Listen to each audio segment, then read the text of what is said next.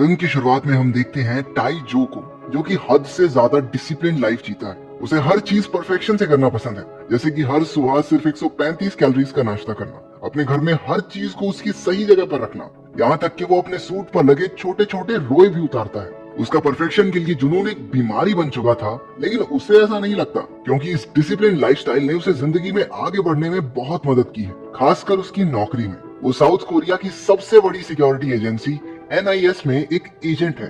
इस सब के साथ साथ उसे किसी भी तरह के जानवरों से खास नफरत है। एक दिन जब वो लिफ्ट में एक आदमी और उसके कुत्ते के साथ था, तो उस कुत्ते ने टाइजू के मुंह पे मूत दिया और माफी मांगते हुए उसके मालिक ने पेशाब उसके पूरे मुंह पे फैला दिया। ऑफिस जाकर उसका मूड थोड़ा ठीक हुआ जब उसके कोलीग्स ने उसे एडवांस में प्रमोशन की बधाई दी। इसके बाद सभी को एक जरूरी मीटिंग के लिए बुलाया गया, जिसमें पता चला कि चाइना से एक VIP आने वाला है और उन लोगों को उसकी सुरक्षा का बंदोबस्त करना होगा। ये इवेंट चाइना और कोरिया के बीच 25 साल के अच्छे संबंधों की खुशी मनाने के लिए ऑर्गेनाइज किया गया है, और इसमें किसी भी तरह की गड़बड़ बर्दाश्त नहीं की जाएगी। पता चलता है कि वो VIP कोई इंसान नहीं बल्कि मिंग मिंग नाम की एक पैंडा है।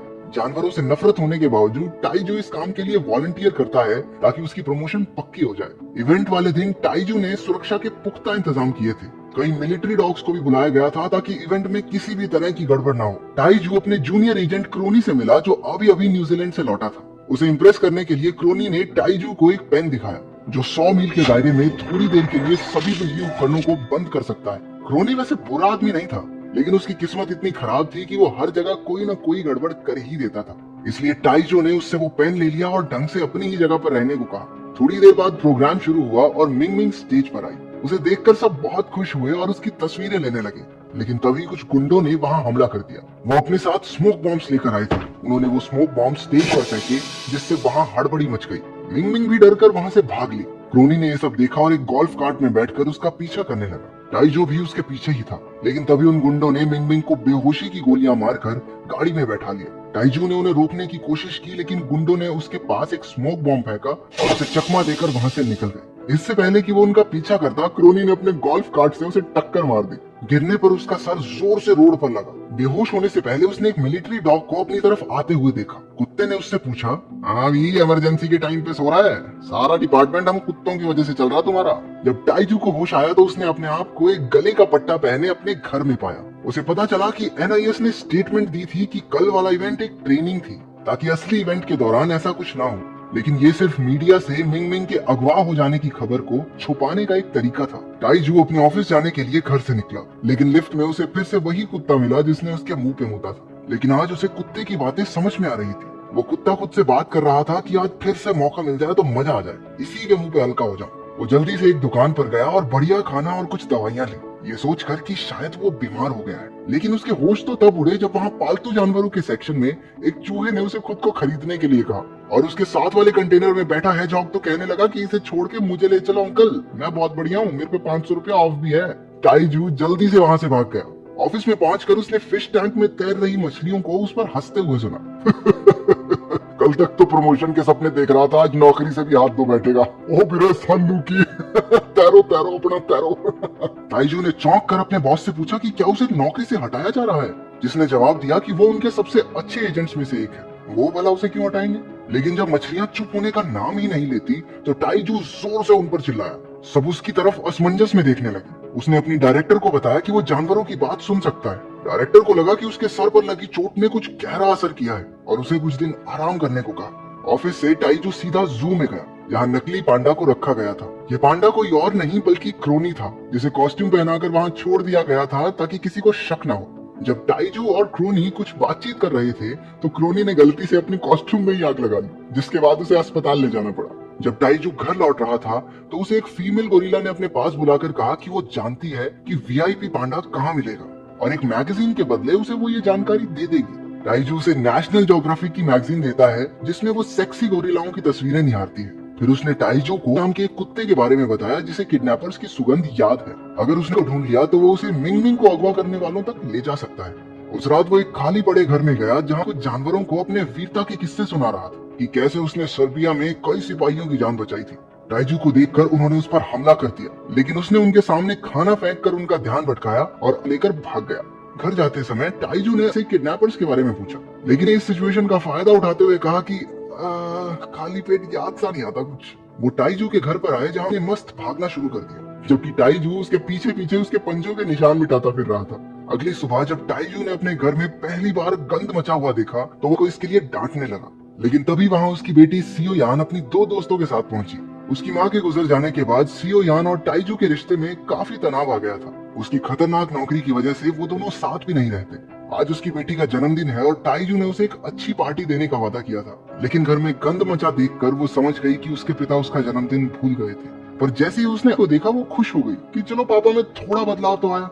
टाइजू उसे सच्चाई बताकर दुखी नहीं करना चाहता था, तो वो चुप रहा।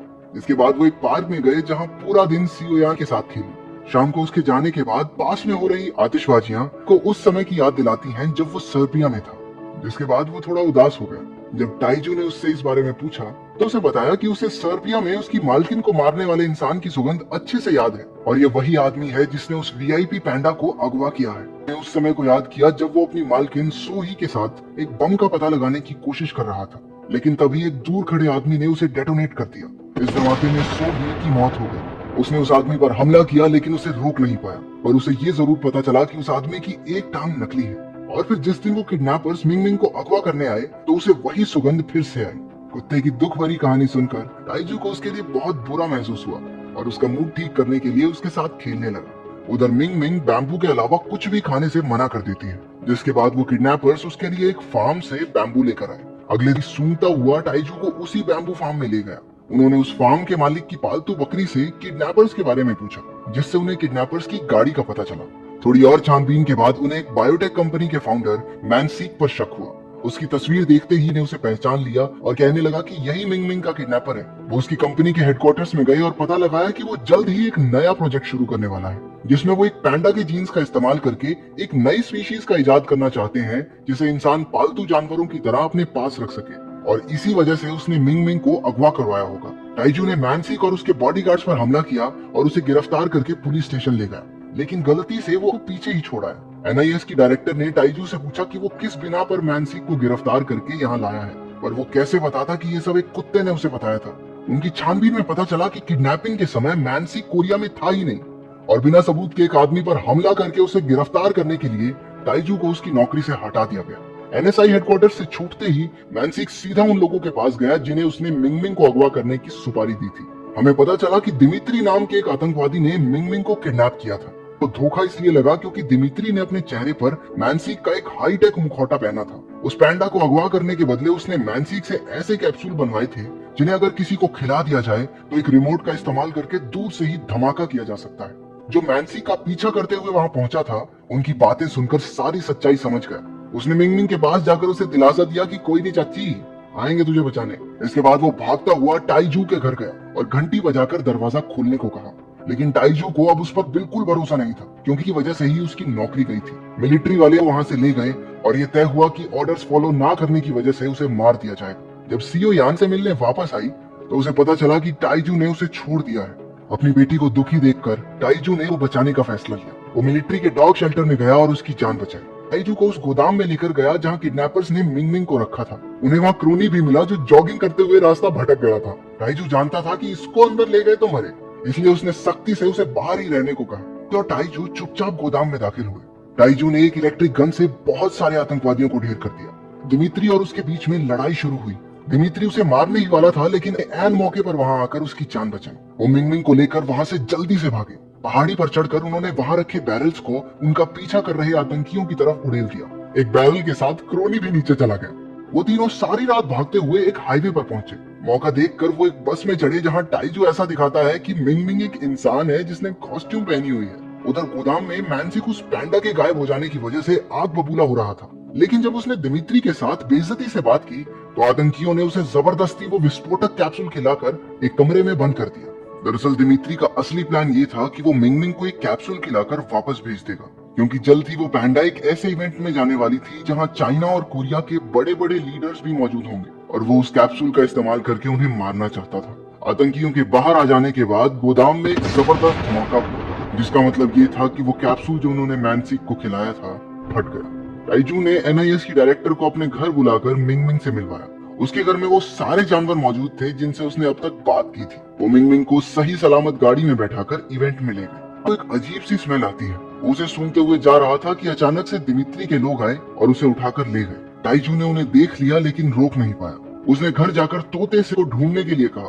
दिमित्री जबरदस्त सभी मिलिट्री डॉग्स को वो विस्फोटक कैप्सूल खिला देता है क्योंकि वो भी उस इवेंट में मौजूद होंगे। तो दिमित्री अब उन सबको बम की तरह इस्तेमाल करेगा। प्रोग्राम शुरू हुआ और दोनों देशों के लीडर्स एक दूसरे से मिले, लेकिन जब मिंग मिंग परफॉर्म करने स्टेज पर आई तो दिमित्री ने अपने फोन से काउंटडाउन शुरू कर दिया। कुत्तों को छोड़ दिया गया जिससे लोगों में हड़बड़ी मच गई। बाहर से दरवाजे बंद होने की वजह से वो सब अंदर ही कैद हो गए। कैप्सूल्स के फटने से कुछ देर पहले टाइजू क्रोनी के पास गया और उसके पेन के बटन को दबा दिया, जिसने वहां मौजूद सारे इलेक्ट्रिक डिवाइसेस को बंद कर दिया। सभी कैप्सूल्स कुत्तों के पेट में ही डिफ्यूज हो गए। दिमित्री वहां से भागने की कोशिश करता है लेकिन अब उसका पीछा किया। इस लड़ाई में पूरी तरह घायल हो गया। दिमित्री उसे मारने ही वाला था कि टाइजू बीच में कूद पड़ा। गोली टाइजू को लगी। अगले दिन जब वो अस्पताल में उठा तो उसे पता चला कि जानवरों के अस्पताल में है।